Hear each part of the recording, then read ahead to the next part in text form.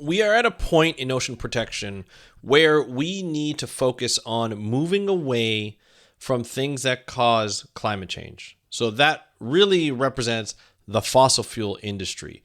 We need to move away from a system where the fossil fuel industry provides most of our energy to where it provides energy, but at a very low rate. So like in the terms of percentage, maybe less than 30, less than 20% compared to other energy providers.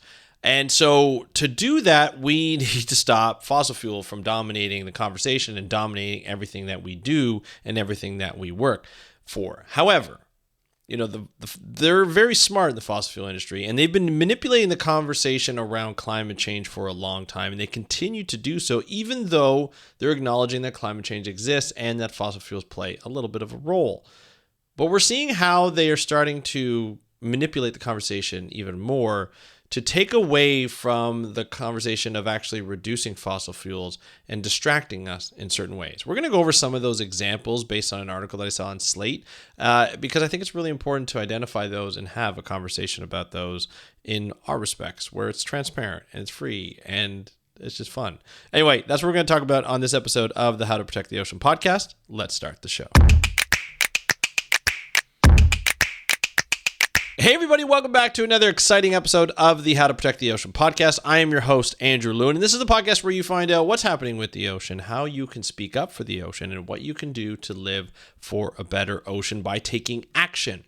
And a lot of times when we speak up for the ocean, when we take action for the ocean, especially nowadays, there are a lot of companies and a lot of people who are talking about protecting the ocean and promoting products or starting businesses that when you really, or even, quote unquote, changing their businesses, but it ends up not changing their business practices. Where you get worried about getting caught up in the whole greenwashing of things. Nobody wants to come out and speak about the ocean and speak about ocean protection and then get caught up in a scheme where it's like, well, actually, that is just greenwashing and you fell for it. And now, you're embarrassed and things like that. So you shouldn't be talking about this type of stuff. That's, I think, a lot of people who are in science communication, I know that's one of my concerns is, I wish, I hope that I can promote sort of the ways, of doing the best ocean protection as possible and protecting the environment. I don't want to promote something that is just greenwashing and I didn't do my research or I didn't figure out how to do it. Now, to be honest, it's very sneaky. It's not easy to identify when something is greenwashed if you don't have all the information, or maybe you don't have the time to do all that research. So we hope to do that as well. And to be honest, I'm looking for sponsors for this podcast. And I'm doing a lot of research on each company that I want to reach out to ensure that their practices and their supply chain, everything like that, is not greenwashing, and it's actually legitimately sustainable as possible in the times that we live in. Obviously, not everything is perfect, but it definitely is something that we need to support. The companies that are doing this sustainable way need to be supported and need to be out there, need to be made aware of. So, and that are continuing and being transparent and striving to be that sort of sustainability leader. And so I think it's really important that we talk about that. We talk about this article, it's not Slate, it's Salon. I apologize.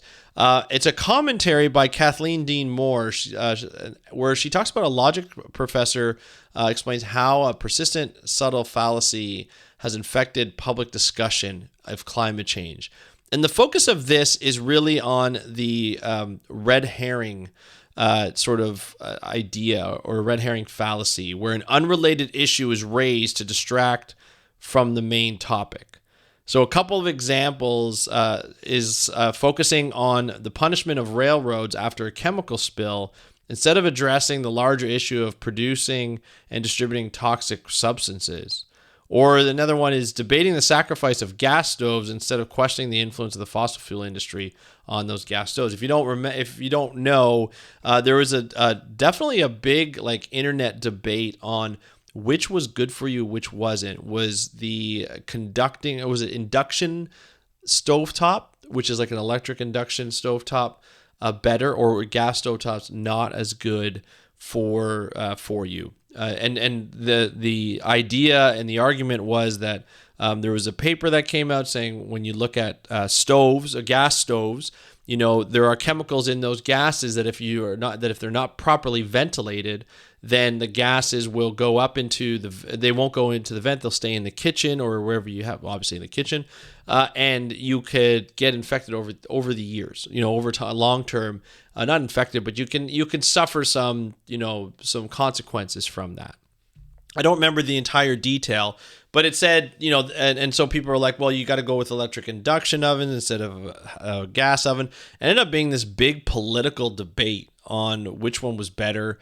And it seemed like if you were a Republican or more to the right, you would be you'd be focusing on gas stoves, and if you were more to the right or left, you would be focusing on electric induction stovetops. It was really weird, to be honest. And induction stovetops are really becoming popular. As someone who just renovated their house and I have a gas stovetop, induction was at the time when we did it, like 5 or 6 years ago. I think it was maybe even longer than that.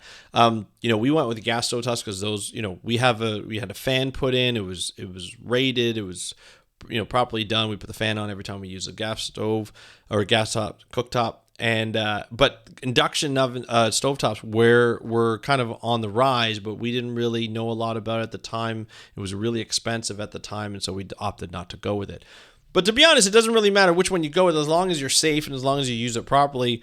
Both, whenever you use a gas stovetop, you should be putting on a vent. Anyway, the thing is, the whole point of that matter was that the fossil fuel industry got into it because you're using more gas. We're using more fossil fuels in this instead of electricity. And so by doing that, we're eventually supporting the fossil fuel industry. And the fossil fuel industry gets into those debates, and they got very good communication teams that, fuel those debates and kind of make it more of a divide, just like I mentioned before, when left and right sort of leaning people who are in politics, or even just people who have that type of mindset, are further divided based on a stovetop, which I find is fairly ridiculous, but it kind of sets the tone for what we're talking about. So the article goes on and mentions the concept of the concept of carbon sequestration as more of a distraction from the urgent need to stop burning fossil fuels altogether. And so what people are doing, and I've seen this before, is we're talking about reduction and climate change, and there is such thing as carbon sequestration. Although it's not being used on a large scale right now, a lot of research is being done on it. And in fact, I'm a producer of a podcast called Plan C, or I edit the podcast, The Ocean Interventions to Address Climate Change. And it's a podcast that talks about, blue carbon and, carbon sequestration and sort of the ins and outs of it, and, speaking to startups and speaking to people who are involved in the research and monitoring, reporting, and verification of these types of projects, and making sure that, people are being transparent and truthful in terms of, how much carbon is being sequestered. And it's not just, people paying for carbon credits and things like that. And it's not a ripoff. But that's part of the argument is, a lot of people who support the fossil fuel industry or work within the fossil fuel industry is like, well, we can, change the climate. We can address climate change by carbon sequestration and still have fossil fuels. So it's that argument doesn't really make sense. We want to reduce the use of fossil fuels, use carbon sequestration, but also use that as a means to reduce our dependency on fossil fuels. And so really the article goes on and it concludes by urging readers to identify and challenge basically these diversion tactics and to focus on the central issue of transitioning to a sustainable economy that does not harm the planet. That's where we really need to focus in on this science communication and these debates within, on social media. And sort of when we look at talking to people, our family members and so forth, if you've ever been in a conversation with a family member and you've had a debate like this, it doesn't matter which side of the aisle you're on or whatever. It's really non-political. But when you start to, argue with somebody on a specific issue, not yelling argue, but just sort of debating. A lot of people, when they start to lose their point, they bring up another point that is not necessarily related to that point.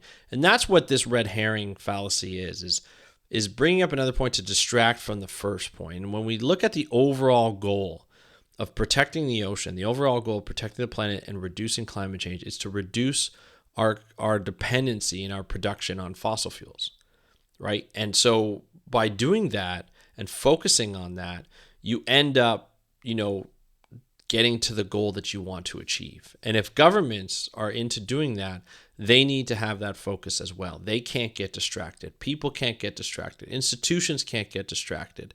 Politicians can't get distracted by that. Now, the people who will distract are the people who are usually influenced by, the topic. So the people who are politicians who are supported, their campaigns are supported by the fossil fuel industry or industries that are within that, the companies that are within that industry, are going to talk about this. They're going to bring it up. For instance, I'll never forget this. There was and I don't remember exactly what the whole thing is. I think it was talking about climate change, but it was a U.S. Congress sort of committee, and it was televised, and it made a highlight reel. It was Ted Cruz interviewing or asking questions, I guess, in this congressional committee to an expert within climate change, or maybe even an activist in climate change. I remember the conversation. I don't remember the premise, but I remember Ted Cruz basically being like, "Oh, well, you want to reduce the fossil fuel industry, but you're holding a phone, and that phone was made due to the products from the fossil fuel industry. So, you're talking about you're basically hypocritical." Because you use phones, you use technology, you use a computer, you use all the products that are built from on the backs of the fossil fuel industry, and here you are talking about reducing the fossil fuel industry. What is it? You can't have it both ways. And I think I find that's one of those red herring fallacies where it's just like, yes, we live in a world that is built on the fossil fuel industry. We live in a world where products are there mostly because of the support of the fossil fuel industry in terms of the services that they offer, the products that they offer. But we can do better. And that's the thing. We can actually do better. And I find that politicians are getting more and more brazen in terms of them, challenging people and being so on one side. And, it's almost obvious that they're being supported by that side because it just doesn't make sense, like what they're saying. People are coming on these committees. They get experts to come in, and they're talking about how we need to adapt to climate change and that we need to reduce our uses of the fossil fuel industry and reduce the influence of the fossil fuel industry on our economy and diversify, which if you look at nature and Mother Nature, diversification is probably the best thing for us, right? And so we do that. We diversify. And then when people try to diversify, they are shut down and they're called hypocrites and they're called this and they're called that because that person or that entity is supported by an industry that is being kind of pushed out because of the environment and because it's affecting a lot of people. Not just the environment, it's affecting livelihoods, like innately affecting livelihoods. Not just like, oh, well, you can't go because, this hotel is shut down or something like that, like a tourism thing. No, it's affecting the economy. It's affecting people's lives. People are dying. Wildfires, floods, increased storms, and severity of storms, those are affecting people's lives, like from a survival point of view. And there's a lot of money being spent to clean up all of these things and to combat all of these things. Budgets are getting bigger for climate change related consequences.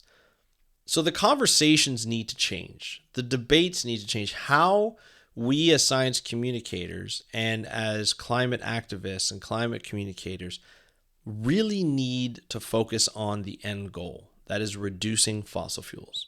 We really need to focus on what is going to be best for the ocean, which is going to be best for our planet and our people. And that's how I'm going to end it today. It is not easy, but when you start to see these red herring fallacies, a lot of times you'll see it on editorial sort of editorial shows, Fox News, Tucker Carlson, things like that. Although he's not on Fox anymore, he's going to be doing a Twitter show or something. He's still going to be big. Some people say he's bigger than Fox News, so we're going to find that out in a little bit. But he is notorious for doing that. He's notorious for trying to make the conversation so easy, the choices that you're just like, no, like this, if you choose this, then you're against so-and-so and you're against the people. Do you not like the people? It's just a very primitive and thoughtless way of doing it, but it makes people look, like they're not empathetic to the people that are being harmed by it. And I think you got to cut through the BS in a lot of times and focus on the end goal. The end goal is to protect the ocean. How do we protect the ocean at this point right now and protect our planet? At this point right now, we need to all reduce climate change. That's the focus. But I'm going to end it there, but I also want to know what you think. Do you think these types of fallacies are they going to help us? Are they going to, be our demise? How would you combat these types of, like the red herring fallacies? I would love to hear from you. You can hit me up on Instagram at How to Protect the Ocean. That's at How to Protect the Ocean, all one word. You can hit me up, DM me. I'd love to have a conversation with you. And if you want to tell your journey, your conservation journey on this podcast and share it with other people in the audience, you can do so. Just hit up my Calendly link in the show notes. It's just click away. Same with my Instagram. You can do that and just pick the best time for you. And I would love to interview you for this podcast to find out your conservation journey, your struggles, your goals, your successes, all that kind of stuff. Let me know in the show notes. So that's it for today's episode. I really want to thank you so much for joining us today. And if you know someone who's going to benefit from this, please feel free to share this episode and this podcast with them. But until next time, I'm your host, Andrew, and have a great day. Thank you for listening to the How to Protect the Ocean podcast. We'll talk to you later, and happy conservation.